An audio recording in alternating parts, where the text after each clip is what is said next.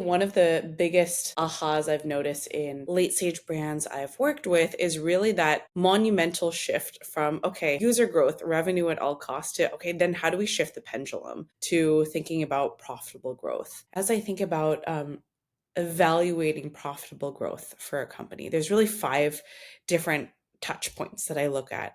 The first is really looking at the customer. So looking at who your most valuable customer is and laser focusing there. The other piece too is looking at the full end-to-end marketing mix, specifically focus on what's working, what's not, over indexing potentially on the retention piece and your owned marketing channels to drive growth. The third piece is looking at your product portfolio. What products are really driving the most growth and what are really laggers in your portfolio and where can you liquidate or potentially exit if needed? The fourth one is channel and marketplace. Are there various channels that might just be bringing in your consumer and it has to be part of the mix, but where might you be able to over index on those that are bringing more profitable growth for you? And then the last piece too is looking at your OPEX costs. So are there places where you can drive more efficiencies?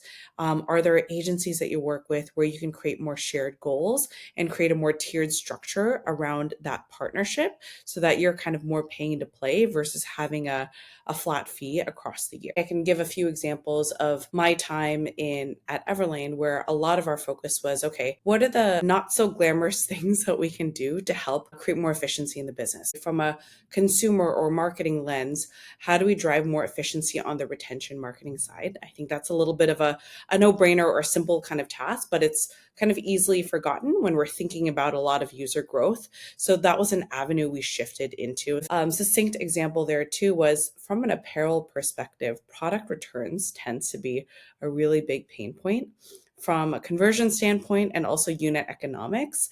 So that was an area that we really focused on of like, okay, with apparel, size and fit is a really big driver for returns. It can constitute about a majority of that number. So if we were to solve for size and fit upstream, there are really quick wins we can have on the website. So in terms of content, to create more ratings and reviews and context for consumers to really see, touch, feel the product as if they were in store. So that was a meaningful impact to return rate.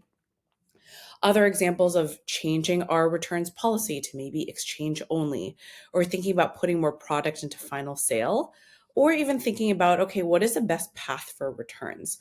So should consumers bring this back in store? Does the unit economics make more sense for us? And how do we push them down that path? So those were a couple of examples at Everlane of how we started to push that trajectory.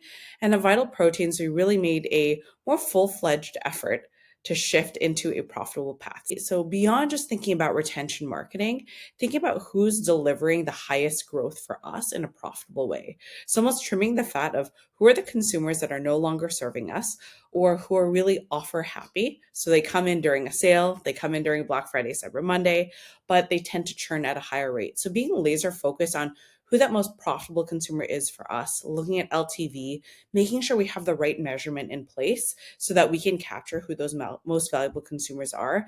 That was kind of that first path. And then the other piece too is from a marketing mix perspective, looking at, okay, what are the channels that are no longer serving us?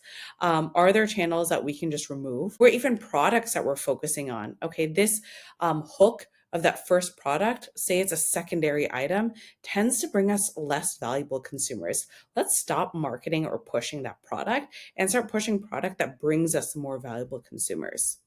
The other piece too is thinking about measurement. So ROAS tends to be popular, but it can be a bit of a misnomer or a leading indicator that's giving us false signals. So we started introducing a metric called POAS, so profit on ad spend. So really thinking about even if we have a one-to-one ratio, it's very simple, something that our cross-functional partners can understand.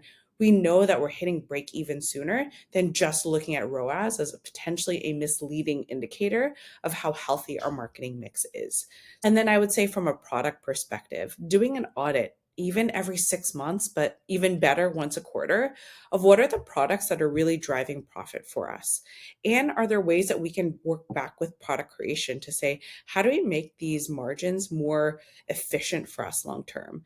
Obviously, we're not the champions of sourcing, but our experts and our partners are. So, how do we look at each product end to end to think about profitability? Could we look at bundles as a more efficient way to liquidate? And we champion that as part of our promotional strategy. And then the last two pieces I would say is really thinking about your channel and marketplace strategy, knowing when there's cannibalization in the marketplace, knowing what channels are most profitable and where you can really hone in your efforts on that. So maybe D2C is not as profitable, but maybe Amazon or Whole Foods might be your go to, thinking about how you might over index in those ways. And then thinking from an OpEx perspective, where are there shared resources that you can really extract across your e commerce or full organization?